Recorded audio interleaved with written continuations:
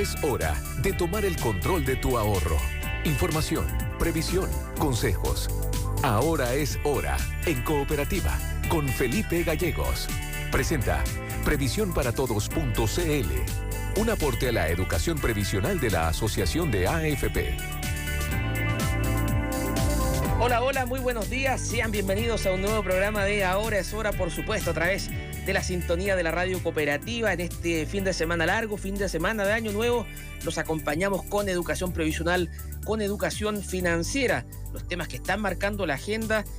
Una semana bastante noticiosa en lo económico, porque claro, el gobierno ya ingresó sus indicaciones al proyecto de reforma al sistema de pensiones. En paralelo se conoce también que los multifondos han tenido buenos desempeños durante el mes de diciembre y también ha generado debate lo que ha sucedido, ¿no?, con el histórico acuerdo entre SQM y Codelco, esto por la explotación del salar de Atacama, esto en el marco de la política nacional del litio. Justamente vamos a estar hablando en esta jornada sobre pensiones, sobre la reforma previsional, lo que se viene, el debate en torno a estas indicaciones que ha presentado el gobierno, y por eso estamos ya en contacto con la economista y directora de Evidencia de Pivotes, Elisa Cabezón. ¿Cómo te va, Elisa? Un gusto de saludarte. Muy buenos días. Hola, Felipe. Muchas gracias por la invitación. Elisa, bueno, tenemos ya las indicaciones del gobierno sobre la mesa. En enero se ha planteado que el debate se retoma. ¿Y cómo ves tú esta idea, esta fórmula que se presenta como fórmula 1-2-3, que distribuye de una forma distinta el 6% de cotización adicional? Preguntarte por aquello, ¿no? ¿Cuál es inicialmente tu evaluación? Sí, mira, la fórmula a mí me generan varias dudas, porque en la práctica, para los actuales trabajadores, para los futuros pensionados, de los 6 puntos extra, solamente 2 van a ir a su cuenta individual. Y de hecho, para los que ganan sobre el promedio, un sueldo mayor al promedio nacional, van a recibir menos de 2 puntos que van a su cuenta, porque además dentro de esos 2 puntos que van a la cuenta individual que dice la ministra del Trabajo,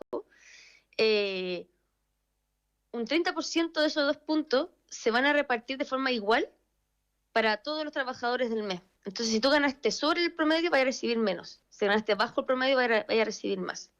Pues para el trabajador de clase media, que está en el promedio o un poquito sobre el promedio, lo que en la práctica va a ir a su cuenta individual, fruto de su trabajo, va a ser menos de 2%. Y yo creo que eso es muy poco si queremos mejorar las futuras pensiones de los trabajadores. Se crea un nuevo mecanismo, Elisa, en el sentido de que, claro, tú bien lo decías, ¿no? 2 puntos a la cuenta individual, con esta distribución que tú explicabas, 3 puntos a un fondo solidario de reparto, y también hay un punto que va a financiar la formalidad del trabajo de las mujeres, así se le ha denominado, y financiar el tema de las salas cunas. ¿Cómo ves tú ese punto? Te lo pregunto, que tú has trabajado harto en el tema de la formalidad laboral, pero ¿qué te parece que se financie ese punto con cotizaciones previsionales? A ver, yo creo que me gustaría separar eso en 2 partes. Primero, yo estoy de acuerdo que hay que avanzar en un proyecto universal de sala cuna. Yo estoy de acuerdo que hay que avanzar eso con un financiamiento repartido entre el Estado y cotizaciones del empleador por parte que proviene de los sueldos de los trabajadores. Pero yo creo que no es correcto mezclarlo con la reforma de pensiones. ¿Por qué? Porque la reforma de pensiones, por una parte, ya está muy enredada en el Congreso, ¿cierto? Entonces, esto es enredarla todavía más. Y segundo, porque en Chile, Felipe, necesitamos aumentar la tasa de cotización. El actual 10% es poco. Y de hecho, yo hice algunas simulaciones, e incluso si tú aumentéis del 10 a un 16%, y todo va a la cuenta del trabajador, para los futuros trabajadores, su tasa de reemplazo es qué parte de los últimos sueldos cubre la pensión. Son alrededor de un 50%. O sea, si todo va a la cuenta del trabajador, incluyendo la PGU, para un trabajador promedio que cotiza por 30 años, cuando se jubile en 30, 40 años más, la pensión que recibe va a equivaler a solo un 50% de sus últimos sueldos. Entonces su calidad de vida igual va a disminuir. Entonces por eso yo creo que primero hay que enfocar la discusión en subir la tasa de cotización y que gran parte de esas cotizaciones extra vayan íntegramente a las cuentas de los trabajadores que trabajan formalmente, que se esfuerzan todos los días y que forman parte de la clase media, que es esa clase que su principal fuente de ingreso es su trabajo. Elisa, ¿y qué explica el hecho de que este monto de las pensiones, según estos cálculos que tú me mencionas, bajen? ¿Por qué se produce esta caída en el retorno? ¿Cómo lo podemos explicar? Sí, mira, son dos factores. Para que tu pensión sea buena, bueno, primero tienes que cotizar, ¿cierto? Tienes que trabajar formalmente. Sí. Pero además hay dos factores que los futuros pensionados lo tendrán más difícil que los actuales pensionados. El primero es que los futuros pensionados cada vez viven por más años, tienen una expectativa de vida mayor. Eso significa que cuando se jubilen a los 65 van a vivir por un mayor periodo de tiempo y su ahorro provisional se tiene que distribuir por más años. Y eso hace que el monto de la pensión disminuya. ¿Ya? Y el segundo factor de por qué los futuros pensionados van a tener situaciones más difíciles para tener buenas pensiones es que las rentabilidades de los fondos de pensiones, lo que se invierte en el mercado financiero, han tenido una caída a través de los años. Esto pasa en Chile y en todas partes del mundo. ¿Ya? Esto es propio del mercado financiero. Entonces cada vez hay que ahorrar más para compensar por esa caída de la rentabilidad. Por esos dos hechos, si tú quieres que un trabajador, un futuro pensionado, lo quieres compensar por esta mayor expectativa de vida y por estas caídas en los retornos, a ese futuro trabajador le tienes que entregar por lo menos 4 o 5 puntos de cotización a su cuenta individual, solo para compensar por eso. Entonces, por eso yo creo que esta propuesta en que solamente lo que va a la cuenta individual es máximo es un 2%, 2 puntos de cotización, yo creo que se queda corto, se queda muy corto. Yo creo que hay que seguir aumentando esa tasa. Y además también por un tema de justicia, esto de hacer solidaridad con los sueldos, los que ganan los sueldos es la clase media, no son los millonarios de Chile, no son los más ricos. Entonces, estás haciendo solidaridad o estás repartiendo plata para reparto o para otros elementos como sala cuna, etcétera, con personas que su ahorro previsional no les sobra para que ellos, gracias al fruto de su trabajo, tengan buenas pensiones. Entonces eso yo creo que no es tan justo. Es buen punto ese, porque si uno lo piensa, Elisa, de seguro, el segmento más rico de la población, grandes grupos económicos, empresarios, etcétera, te lo doy firmado que ni siquiera cotizan muchas veces en la AFP porque invierten de otra forma, digamos. Sí, aparte ellos tienen ganan sobre el sueldo imponible hasta el máximo monto en el que tú cotizas. Para ellos no entran al sistema, no les interesa el sistema. Ahora por invierten otra forma. Tienen otra forma de ingreso. No es el trabajo, no es su cotización, su principal fuente de ahorro. En cambio, para el trabajador que gana bajo el sueldo imponible, que hoy en Chile es 2,5 palos, lo ganan bajo eso, esa es su principal fuente de ahorro. Y esa es su principal fuente de ingreso en el día a día. Y esas personas, si trabajaran por 30 años, o sea, te estoy poniendo una condición muy fuerte, trabajar por 30 años en el mundo formal, y si no todo va a su cuenta individual... ¿Claro? ¿Cómo?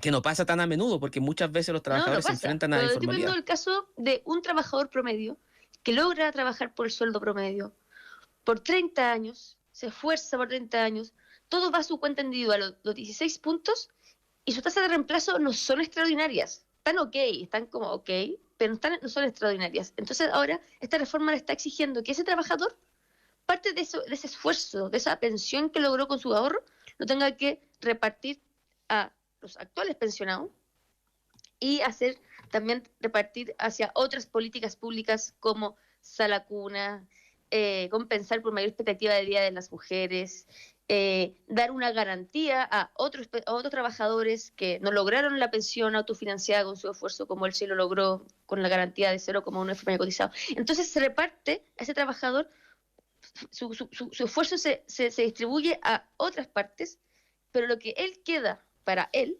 fruto de su trabajo, no es suficiente para que se jubile con una pensión buena en relación a sus últimos sueldos antes de jubilar.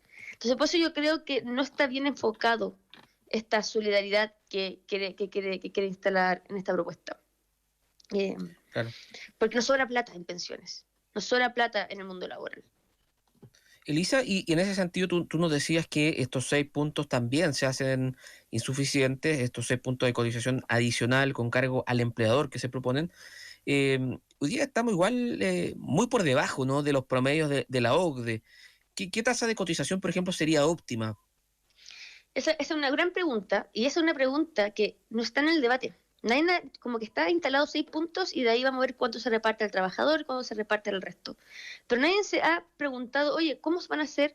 ¿Cuál sería una tasa de reemplazo óptima para los futuros trabajadores que coticen una cantidad de años relevante, como 30 años o 35 años? Eso no está en el debate, esa pregunta, lamentablemente. Yo creo que hay que instalarla como tú la estás haciendo. Yo creo que, primero, Felipe, una cosa es subir la tasa. De 10 a 16 es ya un paso importante que hay que hacer, ¿no? Pero además hay otro factor que tampoco se habla en el debate, porque es muy impopular, que hay que hablar de posponer la edad de jubilación. Tú sabes que si tú pospones tu edad de jubilación, en vez de jubilarte a los 65, te jubilas a los 66, ¿cuánto aumenta más o menos tu pensión? Aumenta en un 15-17%. Si tú pospones tu jubilación un año. Es un efecto súper relevante. Lograr poner un año la de jubilación. Entonces yo creo que hay que enfocar el debate en cómo podemos ayudar a que los futuros trabajadores puedan ir de a poco posponiendo esta edad de jubilación, estén más integrados en el mercado laboral, facilitarlos a que estén más tiempo activos en empresas, en los trabajos, viendo cómo está el mercado laboral en ese segmento de la población de adultos mayores y ayudarlos a mantenerse más activos por más tiempo. Y eso no se escucha en el debate. Y yo creo que es importante empezar a instalarlo. Elisa, tengo dos temas a propósito de aumentar la edad de jubilación, un tema que por supuesto no está incluido dentro de la actual discusión, pero en su momento la presidenta Bachelet lo pensó en su reforma, pero finalmente los partidos, incluso oficialistas, no lo apoyaron porque sentían que era muy impopular políticamente, se acercaban las elecciones y subir la edad de jubilación claramente te incendiaba la pradera de alguna manera. ¿Cómo se ve eso desde el lado de la economía política, si se quiere?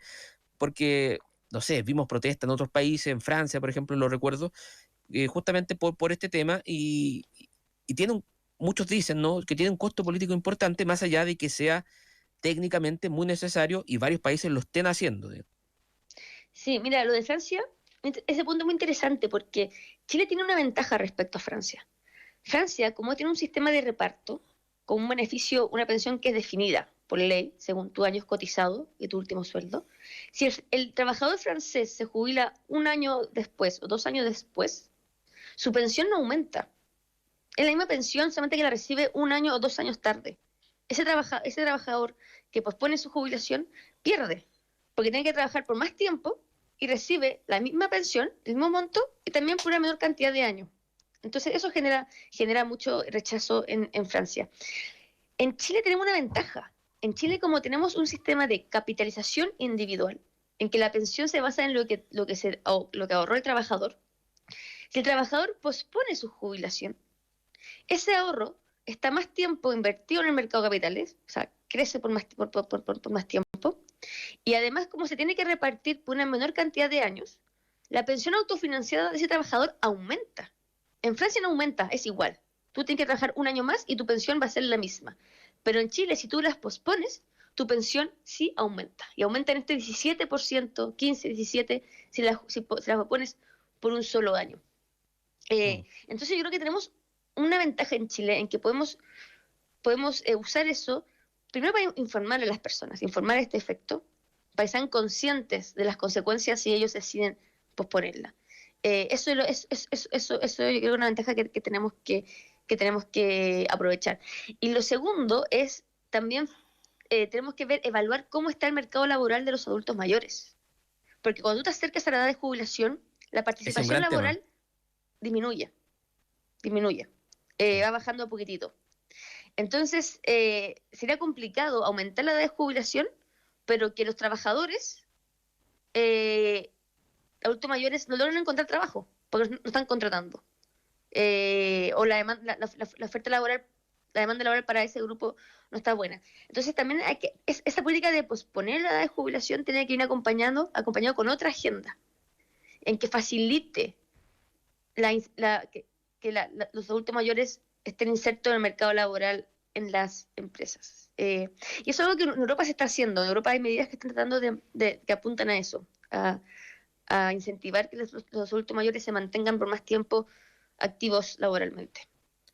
Estamos conversando con Elisa Cabezón, economista y directora de Evidencia de Pivotes, a propósito de las indicaciones presentadas por el gobierno a la reforma previsional y el debate previsional en términos generales en nuestro país. Elisa, yo te quería preguntar a propósito del debate legislativo, ¿crees tú que ha girado mucho el debate en torno al rol de las AFP, por ejemplo? Bueno, así partió ese tema está hace varios años, ¿cierto? Está el movimiento No Más AFP, que ha generado esta percepción negativa sobre las administradoras privadas de fondos de pensiones. Yo creo que un poco la parte de la reforma del gobierno apunta a eso, a tratar de debilitarlas, de bajar su rol, su papel, y que entre un papel más estatal. Ahí está el debate, una parte del debate está centrada en eso. Y yo creo que también ahí el enfoque no es correcto. Yo creo que hay mucho espacio para mejorar el sistema en la parte de la administración de los fondos, pero donde está apuntando la reforma, yo creo que no está apuntando en las indicaciones correctas. Yo creo que hay mucho espacio, por ejemplo, para ahorrarse en costos en la administración de las cuentas. Por ejemplo, uno podría centralizar varias funciones que para las AFP hacerla por cada una por separado muy costoso, como la recaudación de las cotizaciones en cada empresa, o la cobranza. Claro. La cobranza que las AFP tienen que decir a la empresa, oye, no he pagado tus cotizaciones, tienes que pagarla. Y es muy raro que una empresa privada, que son las AFP, le esté exigiendo a otra empresa privada que cumpla con la ley. Y es muy costoso hacerlo de manera descentralizada. Entonces, hay mucho espacio de economía a escala si esa función, junto con otras que sé que yo he escuchado en otras mesas de conversación, se centralice a un ente central, que puede ser un ente estatal autónomo, y haga esas funciones centralizadas y se la libera a las AFP. Y al centralizarla, tú bajas los costos de administración, y al bajar los costos de administración, eso se debiera traducir en menores comisiones. Las comisiones que pagamos hoy cuando cotizamos, claro, cerca de un 1% de nuestro sueldo se va a comisión para pagar los costos de la administración. Ese 1% de comisión se podría bajar si centralizamos esas funciones. Pero esa reforma es mucho más sencilla de implementar y mucho menos invasiva que la que está proponiendo el gobierno con su cambio de reorganización industrial del sistema. Y aparte la reforma de esta reorganización que propone el gobierno es muy incierta, es muy invasiva y que en el corto plazo sí o sí va a ser costosa. Y va a ser costosa que vamos a tener que pagar, tal vez no con nuestras comisiones directamente de los sueldos, pero sí con nuestros impuestos, con nuestro IVA, impuesto a la renta, etcétera. Entonces yo creo que se está complicando, dando una vuelta muy larga para algo que es mucho más corto y mucho más directo y mucho más sencillo. Y también por otra parte yo creo que se puede reformar el sistema de inversión para sacarle más provecho a las rentabilidades, para mejorar las rentabilidades que han ido en caída. Y hay muchas propuestas sobre cómo podemos mejorar este sistema de inversión y tener mejores rentabilidades. Por eso no se escucha en la reforma de pensiones. Se escuchan otros elementos que encuentro que enredan la discusión, complejizan el debate. Y no creo que se llegue a la solución más óptima. Elisa, bajo ese parámetro que tú planteabas, apuntas a más bien, por ejemplo, que las AFP tengan un rol de inversoras más que de administración de cuentas. Yo creo que sí, yo creo que ahí a lo que yo me refería era el rol justamente de administración de cuentas. Recaudar, cobrar, pagar la pensión, calcular la pensión. ¿Sabías que hoy algo no se sabe, pero tú sabes quién es el encargado de juntar toda la información, unirla para calcular la PGU hoy? No lo hace el Estado, no lo hace la super de pensiones, lo hacen las AFP.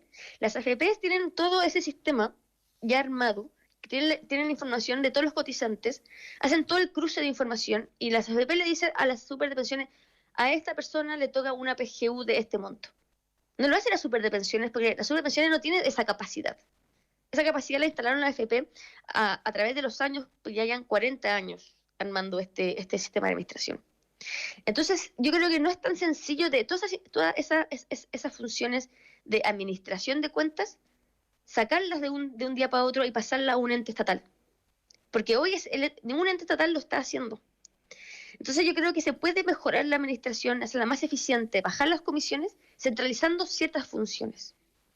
Y eso hace que la AFP la haces menos engorrosa, la haces más liviana, y al hacerla más liviana, al bajar los costos, bajan las comisiones de los trabajadores. Yo creo que se puede hacer mucho ahí.